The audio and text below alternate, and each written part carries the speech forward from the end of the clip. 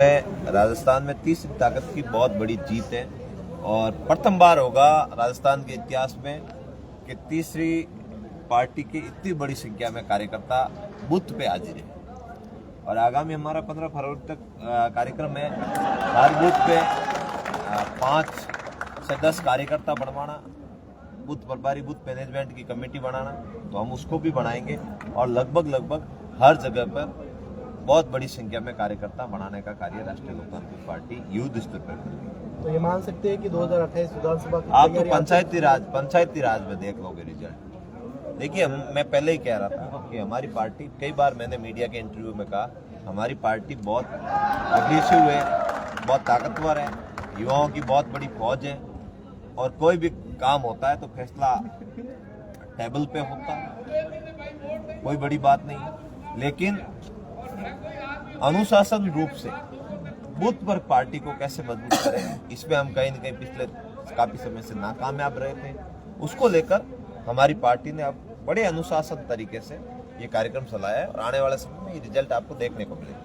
देखिए sir, RLP party का हर जगह पर हर मामले को लेकर बेरोजगारी की बात करें या फिर जिलों का जब पुनर्गठन हुआ तो वहां पर है जो प्रदर्शन देखने को मिला, अब तीसरे मोर्चे की ओर युवा दिख रहे हैं क्योंकि वो हमारे तैयार खड़े हैं, सामने आया, युवाओं के लिए तैयार खड़े हैं। मैं आपको जानकारी के लिए बता दूं, जब हम शहीद स्मारक पर धरने पर बैठे थे, सबसे पहले अपने राजस्थान में ओएमआर सीट की जो कॉपी थी वो हनुमान जी बेनीवाल साहब लेके आए थे।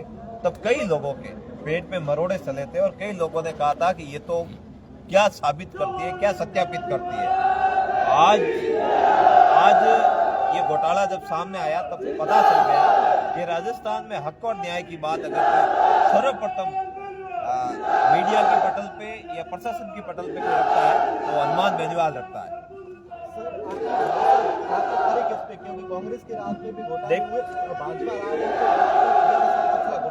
देखिए, अगर कांग्रेस का आदमी आकर अगर धरने पर बैठ के ये बात करता है कि हम युवाओं के साथ न्याय की लड़ाई लड़ रहे हैं, तो मैं कह रहा हूँ कहीं न कहीं वो दोहरी बात हो जाएगी। क्योंकि सबसे ज्यादा घोटाले अगर किसी के राज में हुए, युवाओं के साथ कुटाराघात हुआ है, पेपर लीक हुआ है, ओएमआर सीट के माध्यम से नेताओं के रिश्तेदार जो नौकरी पे लगे हैं, जो जिनका सिलेक्शन हुआ है, वो कांग्रेस के राज में हुआ है। वसुंधरा राजे जी के राज में ये हुआ घोटाला कंटिन्यू चालू रहा, कांग्रेस के राज में भी और भजन लाल जी के राज में भी। और हमारी पार्टी ने सर्वप्रथम इस मामले को उजागर किया और हम मजबूती से अब भी युवाओं के साथ खड़े हैं। हम युवाओं से निवेदन करते हैं, इन दोनों को हटा दीजिए, हम आपके साथ इस लड़ाई को लड़ने के लिए तैयार बैठे हैं।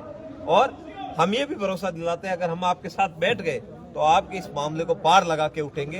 ये सर्वप्रथम मामला हमारे नेताजी हनुमान जी प्रेम भाई साहब तो हमें हर मंच पे, हर जगह पर बुलाकर राष्ट्रीय लोकतांत्रिक पार्टी के कार्यकर्ताओं का इसलिए मान सम्मान करते थे क्योंकि वो भी एक जीरो से उठे थे और राष्ट्रीय लोकतांत्रिक पार्टी भी एक गरीब, दलित, पीड़ित, शोषित की पार्टी है, जीरो से उठे हुए हैं। तो उनको पता है कहीं न कहीं हम जिस हिसाब से तपस्या करके, साधना करके, भक्ति करके हम इस वातावरण को सही करने का प्रयास कर रहे हैं, उसी हिसाब से ये भी संघर्ष रूपी तपस्या करके लोगों को जगाने का, लोगों के हित का काम करने का प्रयास कर रहे हैं। इसलिए साध्वी प्रेम भाई साहब हमें हर जगह बहुत मान सम्मान देते थे।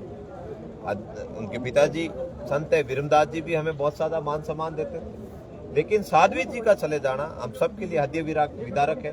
मैं प्रशासन से मांग करता हूँ कि इस मामले की सही से निष्पक्ष जांच करके साध्वी जी को न्याय दिलाए और कहीं भविष्य में ऐसा ना हो कि फिर कोई साध्वी या फिर कोई बालिका धर्म का प्रसार करने जाए, भगवा पहने और उसको मौत के घाट उतरना पड़े।